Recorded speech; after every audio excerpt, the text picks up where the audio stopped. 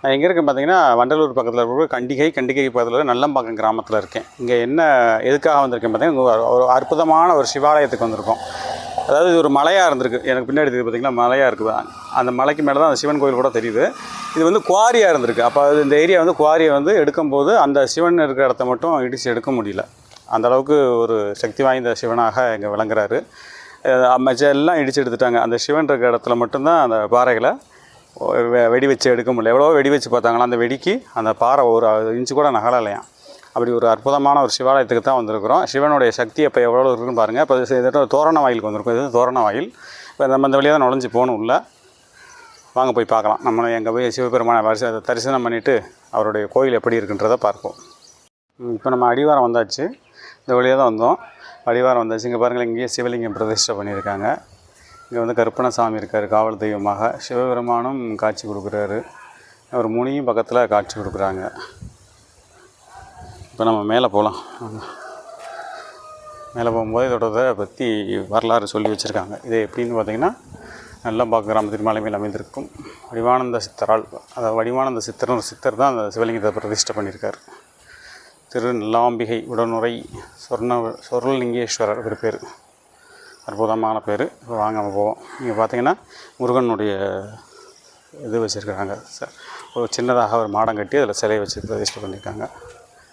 இந்த பக்கம் விநாயகர் வச்சுருக்காங்க.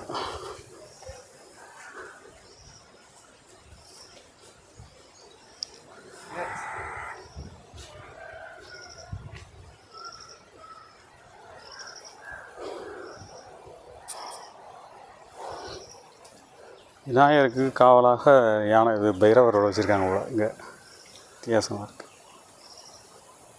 மலைக்கு மேலே போகிறோம்.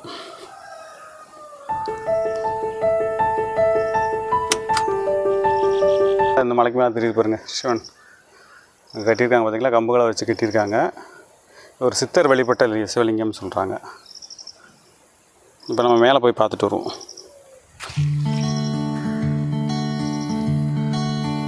மின்சார வசதி கூட பண்ணியிருக்காங்க பாருங்கள், லைட்டு போகிறதுக்காக. அங்கே பல்பு போட்டிருக்காங்க. ஒரு குவாரியாக இருந்து அந்த குவாரிக்கு மேலே தான், அதை முன்னாடியே சிவலிங்கம் அந்த சித்தர் வழிபட்டனால இந்த குவாரியை எடுத்தவங்க வந்து என்ன பண்ணுறாங்க, வேட்டு வச்சு கொஞ்சம் கொஞ்சமாக அந்த பாறைகளை உடைக்கிறாங்க. அந்த பாறைக்கிட்ட வர மட்டும் உடைக்க முடியல. இப்போ சிவபெருமான் இருந்திருக்காரு. அந்த சிலை இன்னும் அங்கேயே தான் இருக்குது.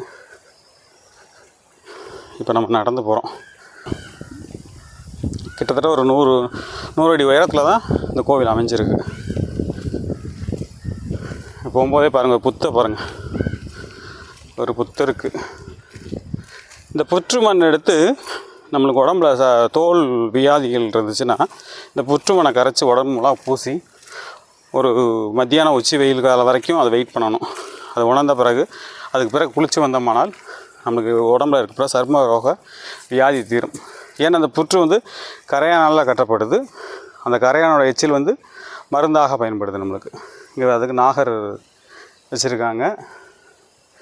இப்போ நம்ம மேலே போகலாம் வாங்க. இதில் ஏன் பாம்பு வந்து குடியிருக்குன்னு பார்த்தீங்கன்னா, இந்த ஹோல்ஸ் வழியாக அந்த கரையானை சாப்பிட்றதுக்காக உள்ளே போகும்.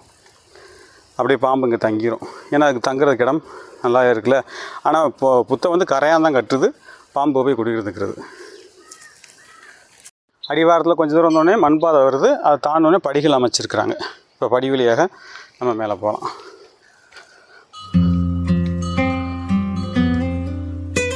இங்கே வந்தோடனே இங்கே ஒரு முருகனும் பிள்ளையாரும் வச்சுருக்குறாங்க. வேலுண்டு வினை இல்லை மயிலுண்டு பயமில்லை முருகனுக்கும் வெற்றி தரக்கூடிய விநாயகரும் 2 பக்கம் காவலுக்கு இருக்கிறாங்க. அவங்க அப்பாவுக்கு காவலாக 2 பேர் 2 பக்கம் உட்காந்துருக்காங்க.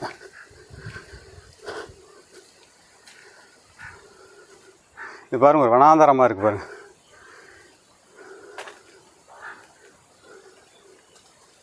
இவங்க அற்புதமான ஒரு மூலிகையை பார்க்குறோம். இது என்ன மூலிகை அப்படின்னு பார்த்தீங்கன்னா, இதுதான் இனிப்பு சர்க்கரை வேம்புன்னு சொல்லுவாங்க.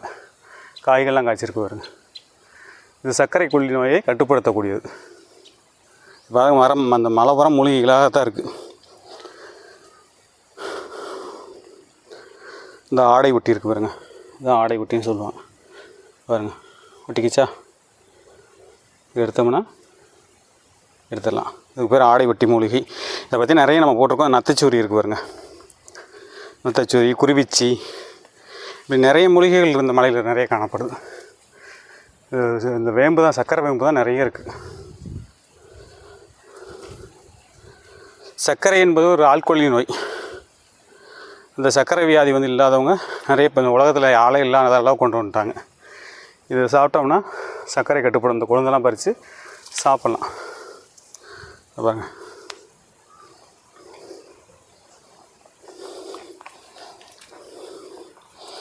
இது ஒரு இனிப்பும் துவப்பிடிச்சி போடுறது நல்லா இனிப்பு நல்லா இருக்கும்.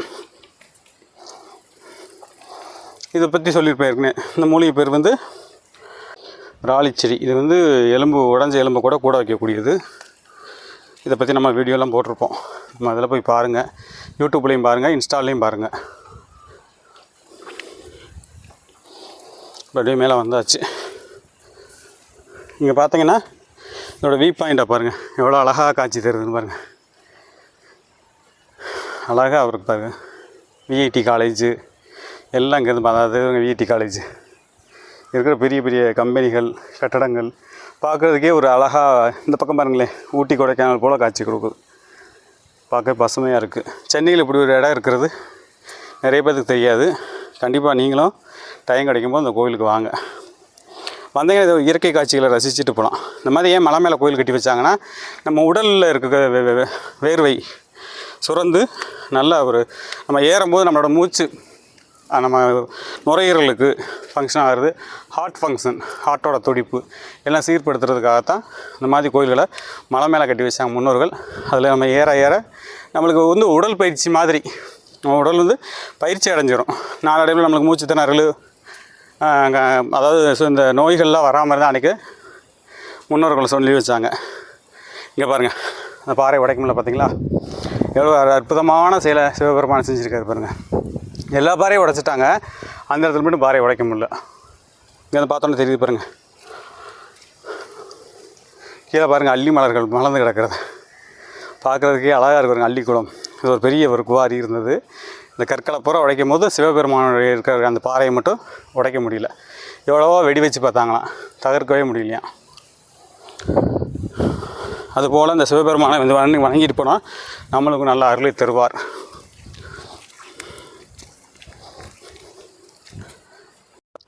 இது பாருங்க, கல்லுலேயே வந்து சிவபெருமானுக்கு முகம் வச்சு ரெடி பண்ணியிருக்காங்க பாருங்க. மேலே சிவபெருமான் காலத்தில் பாம்பு அணிஞ்சது போல் முகம் வச்சு ரெடி பண்ணியிருக்காங்க. சதுர வடிவில் அந்த ஆவுடையார் காணப்படுது. இது வந்து இப்போ தான் வச்சுருக்காங்க. இங்கேருந்து பாருங்கள், இன்னொரு அதிசயத்தை பாருங்கள். அங்கே ஒரு சிவலிங்கம் இருக்குது பாருங்கள், அந்த குளத்துக்குள்ளே அதுவும் உருவாக்கியிருக்காங்க. அப்போ தான் புதுசாக உருவாக்கியிருக்காங்க. பாருங்கள் எவ்வளோ பெரிய சிவலிங்கம்.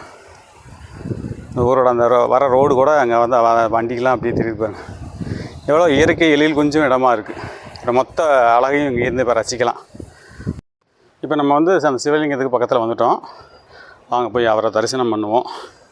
அப்பன் ஈசன் தான் எல்லாம் வல்ல பரம்பொருள், அவனின்றி அணுவும் அசையாதுன்னு சொல்லுவாங்க. அந்த மாதிரியே அவர் இருக்கிற இடத்தையே அசைச்சு பார்க்க பார்த்துருக்காங்க. அசைக்க முடியல. அசைக்க முடியாமல் அப்படியே நிற்கிது. இங்கே பாருங்கள் என்ன அழகுன்னு பாருங்கள். அருமையான ஒரு இடம்.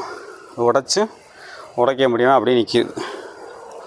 இப்போ தெய்வம் இல்லை, இருக்குது, நிறைய பேர் இருக்குன்றாங்க, இல்லைன்னு சொல்கிறாங்க. இல்லாதவங்களுக்கு இது ஒரு சாட்சியாக இருக்குது. இல்லாதுன்னு சொல்கிறாங்க இல்லையா, அவங்களுக்கெல்லாம் அந்த கோயில் வந்து ஒரு சாட்சியாக இருக்கும்.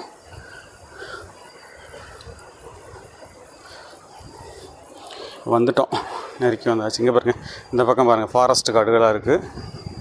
ரொம்ப அழகாக இருக்குது பார்க்குறதுக்கு. பாருங்கள், சென்னையோட மொத்த அழகையும் பாருங்கள். அந்த கம்பெனி அங்கே ரன் ஆகிறது கூட அங்கே அந்த சத்தம் கேட்குது, அந்த மிஷினோட சத்தம் கேட்குது.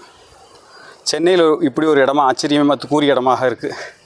இப்போ எம்பெருமான் ஈசனிடம் வந்தாச்சு. எம்பெருமான் ஈசனை கண்டு வணங்கி வழிபட்டு போல. இங்கே வந்து பிரதோஷத்துக்கு ரொம்ப சிறப்பாக அர்ச்சனை அபிஷேகங்கள் பண்ணுறாங்க. பிரதோஷத்தன்னைக்கு நிறைய மக்கள் கூட்டம் வருங்க. பாருங்கள் எப்படி ஒரு அருமையான காட்சின்னு பாருங்கள். காலபைரவர் வந்து சிவலிங்கத்து மேலே ஏறி படுத்திருக்கார்.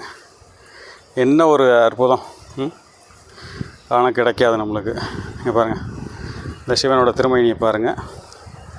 எதிர்த்தாப்பில் நந்தி தேவரை வச்சுருக்குறாங்க.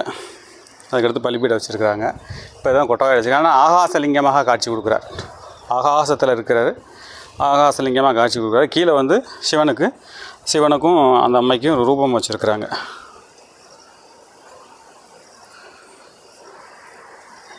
தென்னாடுடைய சிவனையை போற்றி எந்நாட்டவர்க்கும் இறைவா போற்றி. பாருங்க ஒரு சூளம் வச்சுருக்காங்க. சூளத்தோட காலப்பீரவர் எவ்வளோ நேச்சுரலாக பண்ணியிருக்காங்க பாருங்க. ரொம்ப அற்புதமாக இருக்குது. திருநீரோட வாசனையே பார்க்குறதுக்கு ரொம்ப அப்படி ஒரு ரம்மியத்தை கொடுக்குது.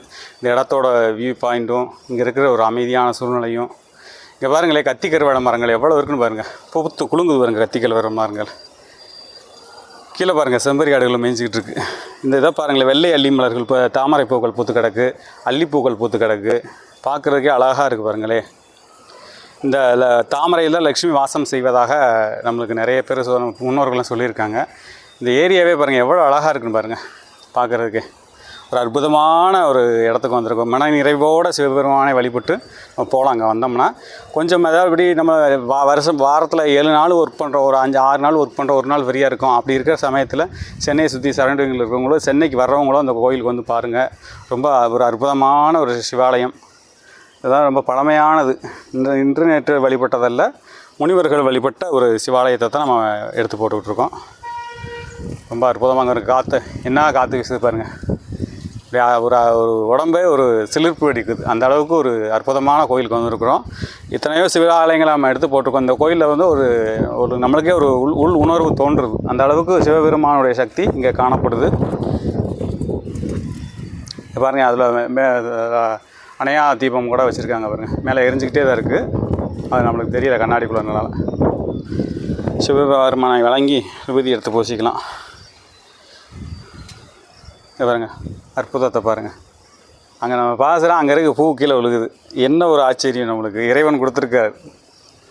இறைவன் இந்த மாதிரி ஒரு காட்சிகள்லாம் காண கொடுத்துருக்காரு. இதெல்லாம் நமக்கு காண்பதற்கும் நம்ம பார்ப்பதற்கும் நம்மளுக்கு பேரின்பம். இங்கே பாருங்கள், பள்ளி கெபிலி கூட அடிக்குது. இறைவா. சென்னையில் வந்து இந்த மாதிரி ஒரு இடம் இருக்கா, அந்த மாதிரி ஒரு சிவன் கோவில் இருக்கா அப்படின்றது ஒரு ஆச்சரியமாக இருக்குது. நிறைய பேருக்கு இந்த விஷயங்கள் தெரியாது. இப்போ நிறைய யூடியூப்பில் எடுத்து போட்டிருப்பாங்க. இப்போ நாங்களும் எடுத்து போடுறோம். எங்களுக்கு தெரிஞ்ச விஷயங்களை அந்த கோவிலை பற்றி நாங்கள் சொல்லியிருக்கோம். கண்டிப்பாக நீங்களும் டைம் இருக்கும்போது உங்களுக்கு டைம் கிடைக்கும் இல்லையா. வாரத்தில் 6 நாள் வந்து நம்ம 7 நாள் ஒர்க் பண்ணுறோம், ஒரு நாள் நமக்கு லீவு கிடைக்கும். அந்த ஒரு நாள் லீவில் வந்து இந்த மாதிரி ஒரு இடத்துல வந்தீங்கன்னா ஒரு மனசுக்கு அமைதியும் ஒரு மகிழ்ச்சியும் கிடைக்கும். இந்த மாதிரி இந்த இடத்த இப்படி பார்க்கும்போதே பாருங்களேன், என்ன கவலைகள் இருந்தாலும் அந்த கவலைகளை மறந்து நம்ம ரசிப்பதற்கு இந்த இடம் வந்து ஒரு ஏற்ற இடமாகும். இறைவனை வணங்குவதற்கு இறைவன் அந்த இருக்கக்கூடிய இடம் வந்து சக்தி வாய்ந்த இடம். அப்படி இருக்கிற இடத்துல தான் நம்மளுக்கு வைப்ரேஷன் கூடி மன அமைதி கிடைக்கும். அந்த மாதிரி மன அமைதியான இடத்துல தான் இப்போ வந்திருக்கிறோம் நம்ம. அதை நீங்களும் டைம் இருக்கும்போது வந்து கண்டிப்பாக இந்த இடத்த பாருங்கள். இதில் பார்க்கும்போது குளங்களும் ஏரிகளும் வயல்வெளிகளும் பாருங்கள், எவ்வளோ பார்க்குறதுக்கே அழகாக காட்சி கொடுக்குது பாருங்கள். இறைவன் நம்ம இருக்கிறார், அதே மலை மேலே இருக்காங்கன்னா இதுதான் காரணம். அந்த மலை மேலே ஏறி பார்க்கும்போது நம்ம எவ்வளோலாம் கஷ்டப்பட்டு மேலே போகிறோமோ அந்த காற்று நம்மளுக்கு அந்த மலையில் கிடைக்கக்கூடிய அந்த மேலே வர காற்று வந்து எந்த அளவுக்கு குளிர்ச்சியை தருதோ அது மாதிரி இறைவன் தருவார் அப்படின்னு நம்பிக்கையில் தான் மலை மேலே கோயில்களை அமைச்சிருக்கிறாங்க முன்னோர்கள்லாம். இப்போ நம்ம வழிபட்டு நம்ம கீழே இறங்க போகிறோம். வாங்க போவோம். கண்டிப்பாக நீங்கள் டைம் இருக்கும்போது குடும்பத்தோடு வாங்க. வந்து இங்கே வந்து பிரதோஷ வழிபாடு வந்து சிறப்பாக பண்ணுறாங்க. அந்த பிரதோஷ வழிபாட்டில் கலந்துக்கங்க. சிவபெருமான் எல்லாம் வல்ல இறைவன் வந்து உங்களுக்கு நல்லோர்களை தரட்டும்.